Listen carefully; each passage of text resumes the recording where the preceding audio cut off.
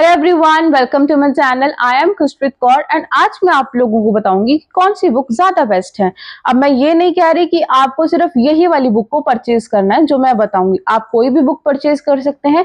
ये मैं जस्ट आपको प्रेफर कर रही हूँ कि मैंने इसी वाली बुक से पढ़ाई करी है तो आप इसी वाली बुक को क्या कर सकते हैं, परचेज कर सकते हैं। और अगर अभी आप एलएलबी में एग्जाम दे रहे हैं, एलएलबी कर रहे हैं या जुडिशरी की तैयारी कर रहे हैं, आप भी इन बुक्स को क्या कर सकते हैं, प्रेफर कर सकते हैं। ठीक है, तो अब हम लोग स्टार्ट करते हैं, कोई भी टाइम वेस्ट नहीं करेंगे हम लोग। तो स्टार्ट करते हैं सबसे पहले बेयर एक्ट से। ठीक है, देखो बुक तो हर कोई बताता है लेकिन सबसे इंपॉर्टेंट मैंने क्या कहा, बेयर एक्ट होता है। तो बेयर एक्ट भी आपको परचेज करना है। तो ये देख लो, मैं यूनिवर्सल का बेयर एक्ट परचेज करती हूँ और मैं इसी से, बेयर एक्ट से ही फर्स्ट सेकंड ईयर से ही मैं इसी से पढ़ रही हूँ, बहुत ही अच्छा रहता है। ठीक है, ये क्या है, लिमिटेशन एक्ट का क्या है, बेयर एक्ट है। ठीक है, ये इस तरह से येलो कलर में आता है, तो इसमें सिर्फ इंग्लिश में लिखा रहता है। कुछ ऐसे बच्चे हैं जो हिंदी मीडियम के हैं, तो मैं उन लोगों के लिए भी बता देती हूँ। जो हमारे हिंदी मीडियम के लिए रहते हैं उसे इस तरह से आप बेयर एक्ट परचेज कर सकते हैं। ये हमारा हिंदी और इंग्लिश दोनों में रहेगा, मतलब इसमें एक पेज पे, इस वाले पेज पे इंग्लिश है और इस वाले पेज पे हिंदी है। तो इस तरह से सारे सेक्शंस को लिखा रहता है। ये मैंने क्रिमिनल लॉज की मंगवाई थी, हालांकि मुझे हिंदी आती नहीं है लेकिन फिर भी मैंने इसे मंगवाया था। ठीक है, ये हमारा बीएनएसएस का है, ये हमारा बीएनएस का, ऐसे बीएससी का भी है। तो मैंने तीनों मंगवाए थे। तो अगर आप हिंदी वाले हैं, अगर आप हिंदी मीडियम से पढ़ाई कर रहे हैं या आप हिंदी में जुडिशरी का एग्जाम देंगे तो आप इन वाले बेयर एक्ट को फॉलो करो। लेकिन अगर आप इंग्लिश मीडियम के हैं तो आप इन वाले बेयर एक्ट को फॉलो कर सकते हैं। ठीक है, मतलब आप इस तरह से बेयर एक्ट को फॉलो कर सकते हैं। तो ये रहा हमारा बेयर एक्ट का, क्योंकि एक्चुअली मेरे को ऐसा लगा कि बुक्स पढ़ने से पहले तो बेयर एक्ट सबसे इंपॉर्टेंट है, तो बेयर एक्ट के बारे में बताया जाए। अब हम लोग स्टार्ट करते हैं कॉन्ट्रैक्ट से। मेरा फेवरेट सब्जेक्ट कॉन्ट्रैक्ट से अब हम लोग स्टार्ट करेंगे। तो कॉन्ट्रैक्ट हमारे पास दो पार्ट्स में आता है। तो फर्स्ट हमारा कॉन्ट्रैक्ट 1। ठीक है, इसकी मैंने बुक कौन सी ली थी, आर के बांगिया की बुक। आर के बांगिया की बुक बहुत अच्छी है, सारे केस लॉस को लिखा गया है। अवतार सिंह की बुक भी बहुत अच्छी है लेकिन मैंने उसे पढ़ाई नहीं करी। मैंने सबसे सुना है कि अवतार सिंह की बुक वो रेफर करते हैं ऑलमोस्ट ज्यादातर लोग, लेकिन मैंने अवतार सिंह की बुक नहीं पढ़ी। मैंने आर के बांगिया की बुक पढ़ी है, तो ये बुक मेरे को बहुत अच्छी लगती है। इसमें सारे केस लॉज लिखे हुए हैं, सब कुछ इसमें लिखा हुआ है। ये हमारा है फर्स्ट पार्ट, ये काफी पुरानी बुक है। ठीक है, और ये हमारा है कॉन्ट्रैक्ट 2, ये हमारा है सेकेंड पार्ट। ठीक है, इसमें हमारा प्लेज का चैप्टर है, बेलमेंट का चैप्टर, ये सब इसमें लिखा हुआ है। सेल्स ऑफ गुड्स एक्ट भी है इसके अंदर और पार्टनरशिप एक्ट भी है। तो कॉन्ट्रैक्ट 2 में हमारा आता है ना बेलमेंट प्लेज, वो भी है। और दूसरी चीज हमारा सेल्स ऑफ गुड्स एक्ट भी है और पार्टनरशिप एक्ट भी इसी के अंदर आप लोगों को मिल जाएगा। तो ये दो बुक्स हैं, ये जो कि आर के बांगिया की हैं। और तीसरी अब हम लोग बात करते हैं टॉट की। तो जो टॉट है, टॉट के लिए भी मैं आर के बांगिया को ही प्रेफर करूंगी, लेकिन टॉट हमारा जुडिशरी में आता नहीं है। तो मैं जस्ट आपको इतना बोलूंगी कि जितना जरूरी है आप उतना ही इस बुक से पढ़ो। अगर केस लॉज आपको पढ़ना है तो वो आप पढ़ो, बहुत अच्छे से हर केस लॉज को इसमें एक्सप्लेन किया हुआ है, तो आप इसे वहां से पढ़ सकते हैं। लेकिन ज्यादा डीप में पढ़ने की जरूरत नहीं है। जो टॉट है वो सिर्फ एलएलबी एग्जाम में ही आएगा, उसके बाद कहीं पर भी पूछा नहीं जाता है और ना ही वो जुडिशरी में आता है। ठीक है, अब आगे पढ़ते हैं। अब है एनवायरमेंट लॉ। एनवायरमेंट लॉ हमारे आया था फोर्थ ईयर में आया था और बीएलएलबी में, और अगर हम लोग एलएलबी की बात करें तो सेकंड थर्ड ईयर में आता है। तो यहाँ पर मेरे पास है एनवायरमेंट की बुक है मेरे पास इस तरह से, और इसके हैं डॉक्टर परमजीत सिंह जसवाल।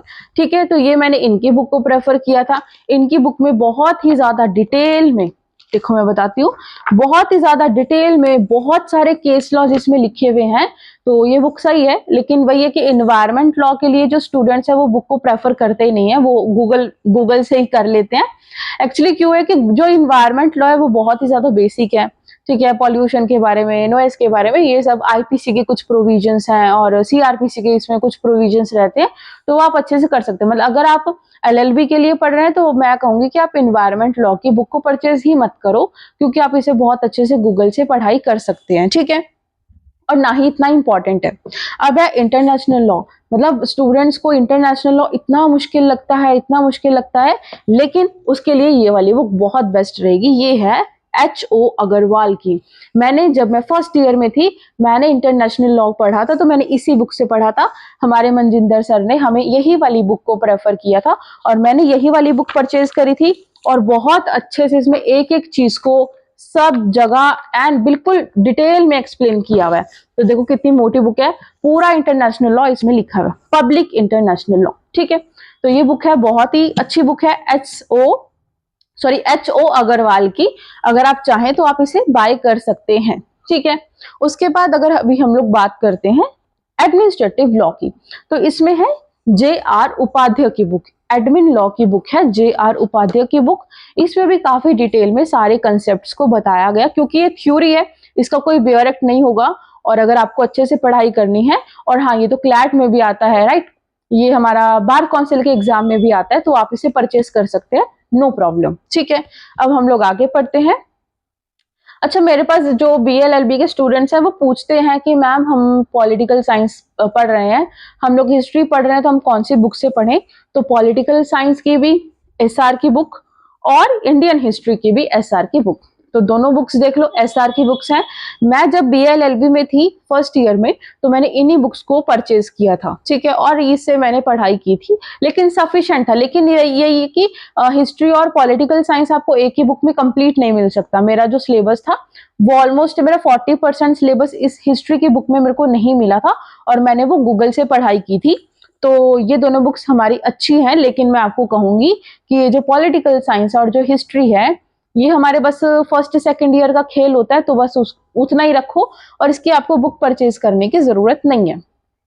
अब हम लोग आते हैं सबसे इंपॉर्टेंट क्या, सबसे इंपॉर्टेंट है हमारा हिंदू लॉ, मुस्लिम लॉ की कौन सी बुक परचेज करें। देखो जी, हिंदू लॉ की बुक है पारस दीवान की। ठीक है, मैं ये चीज कहूंगी कि जो पारस दीवान की बुक है, ज्यादातर मैंने जिसको भी सुना है, वो पारस दीवान की बुक को कहता है कि आप खरीदो। ठीक है, लेकिन मैं RK अग्रवाल की बुक को क्या करूंगी, प्रेफर करूंगी। इसके अंदर इतना डिटेल में इतना कंफ्यूजन मेरे को लगता है, जब मैंने पढ़ा था, मैंने इस बुक को परचेज किया था और मुझे कुछ भी समझ नहीं आया था, राइट।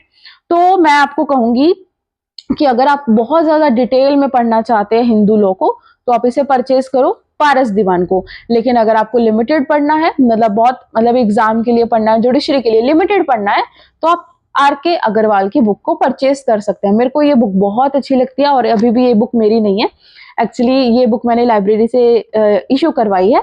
तो ये बुक जब मैं इसे वापस कर दूंगी, तो मैं दोबारा से हिंदू लॉ जब मैं पढ़ूंगी, तो मैं इस बुक को जरूर खरीदूंगी।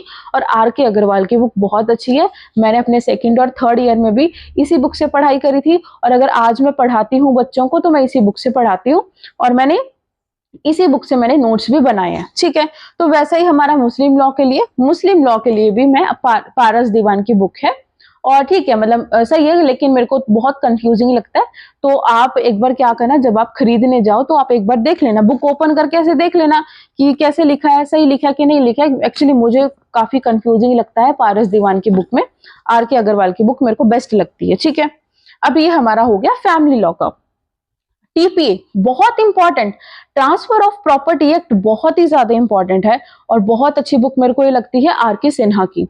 इतनी अच्छी बुक है कि पहले इन्होंने पूरे सेक्शन को लिखा, फिर उसको पॉइंट्स में डिवाइड कर दिया, फिर उन्होंने उस पॉइंट्स को एक्सप्लेन किया। तो बहुत अच्छी बुक है TPA की, और मतलब बहुत ही ज्यादा अच्छी, मतलब मैं कुछ नहीं कहूंगी, लेकिन बहुत ही अच्छी बुक है इसकी, TPA की। ठीक है, अब हमारा TPA भी हो गया। अब है ज्यूरिस्प्रूडेंस, NV की बुक बहुत बेटर रहेगी।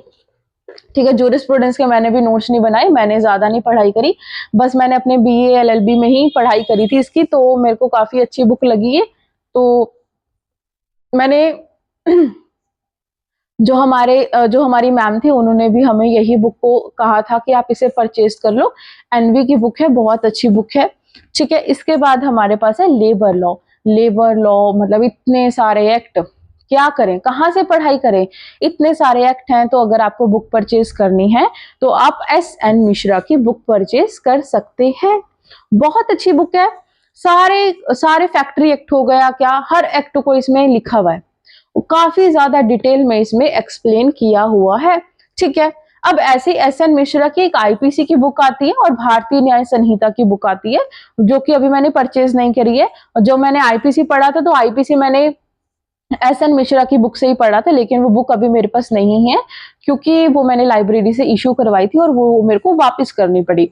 तो इसलिए मेरे को याद आ गया, एस.एन. मिश्रा की बुक आप आईपीसी की भी परचेज कर सकते हैं, बीएनएस की भी और आईपीसी कोई भी। ठीक है, अब है Punjab and Haryana labour law, sorry land law.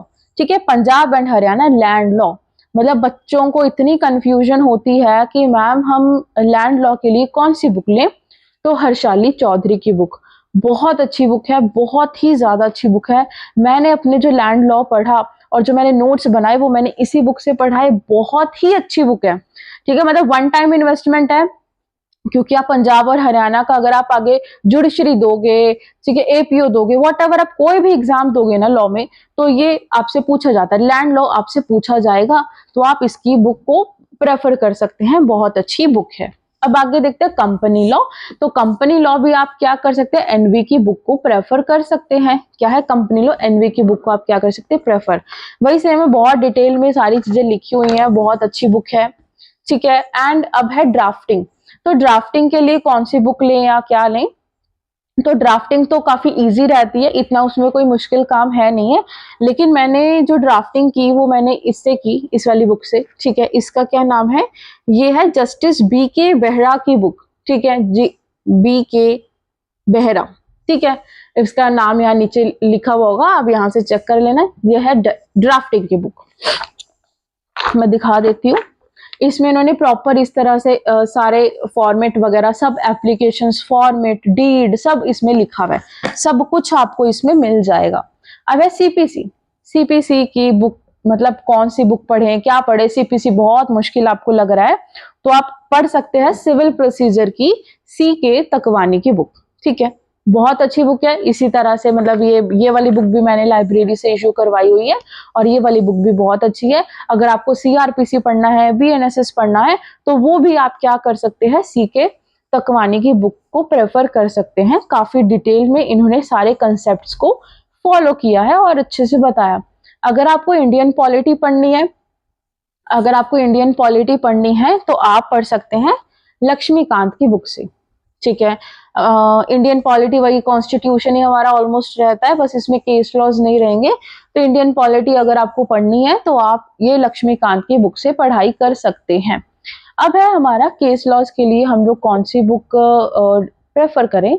तो जो केस लॉज है वो मैंने परचेज करी थी परीक्षा मंथन की बुक, केस लॉज। ये अभी मैंने अपने एलएलबी के टाइम पर नहीं, जो केस लॉज मैंने पढ़े वो मैंने इसी बुक से पढ़े थे। लेकिन ये जो केस लॉज की मैंने बुक परचेज करी, इसमें सारे लैंडमार्क जजमेंट लिखे हुए हैं। और अगर आपको कंफ्यूजन होती है, जैसे हमारे बुक के अंदर बहुत सारे केस लॉज रहते हैं ना, अब ऑब्वियसली बात है हर बच्चे को कंफ्यूजन होगी कि मैम किस बुक में कौन सा केस लॉज इंपॉर्टेंट है, हमें क्या पता है ना। तो वही है कि आप इस वाली बुक को परचेज कर लो। इसमें जितने भी हमारे एक्ट हैं उन सब को इन्होंने सारे उसके लैंडमार्क जजमेंट यहाँ पे लिखे हुए हैं। तो सबसे पहले इन्होंने कॉन्स्टिट्यूशन का लिखा है, फिर इन्होंने सीआरपीसी का लिखा है, एविडेंस का लिखा है, सीपीसी, सब इन्होंने इसके अंदर लिखा हुआ है। तो आप इस बुक को परचेज कर सकते हैं। ठीक है, और हमारी अभी कॉन्स्टिट्यूशन की बुक मैं यहाँ पे लेकर आना भूल गई। कॉन्स्टिट्यूशन की बुक आप कौन सी ले सकते हैं, तो मैं आपको बताती हूँ। मेरे पास नरेंद्र कुमार की बुक है कॉन्स्टिट्यूशन की, काफी मोटी बुक है, तो आप उसे परचेज कर सकते हैं। और मैंने तो कॉन्स्टिट्यूशन के लिए मैंने उसी बुक को प्रेफर किया था, तो आप वहां से पढ़ाई कर सकते हैं। ठीक है, और अदरवाइज अगर आपको कॉन्स्टिट्यूशन की बुक थोड़ी मुश्किल लगती है, नरेंद्र सिंह की जो बुक है वो काफी थोड़ी मुश्किल है, काफी केस लॉ उसको बहुत ही ज्यादा डिटेल में लिखा हुआ है, तो आप इसे भी फॉलो कर सकते हैं। क्योंकि इंडियन पॉलिटी और कॉन्स्टिट्यूशन इज द सेम, है ना, बस थोड़ा केस लॉज का फर्क रहता है, कुछ टॉपिक्स का फर्क रहता है, ऑलमोस्ट सेम है। तो कॉन्स्टिट्यूशन की बुक वही मैं आपको प्रेफर करूंगी। लेकिन मैं ये नहीं कहूंगी कि आप वही बुक परचेज करो। कॉन्स्टिट्यूशन के लिए आप किसी दूसरी बुक को परचेज कर सकते हैं। मेरे पास तो इंडियन पॉलिटी और वो कॉन्स्टिट्यूशन नरेंद्र कुमार की बुक है, तो मैंने उसी को प्रेफर किया था, मैंने उसी से पढ़ाई करी थी अपने सेकेंड ईयर में। ठीक है, तो आज के लिए इतना ही। अगर आप लोगों को मेरी वीडियो अच्छी लगी हो तो प्लीज सब्सक्राइब शेयर कीजिएगा और कमेंट करके बताइएगा कि आपको कौन सी वाली बुक अच्छी लगती है। ठीक है, एंड ये मतलब वही है कि हम लोग बहुत मेहनत करते हैं, तो प्लीज आप कमेंट करके जरूर बताना आपको मेरी वीडियो कैसी लगी और कौन सी बुक आपको अच्छी लगती है। So thank you so much and bye bye.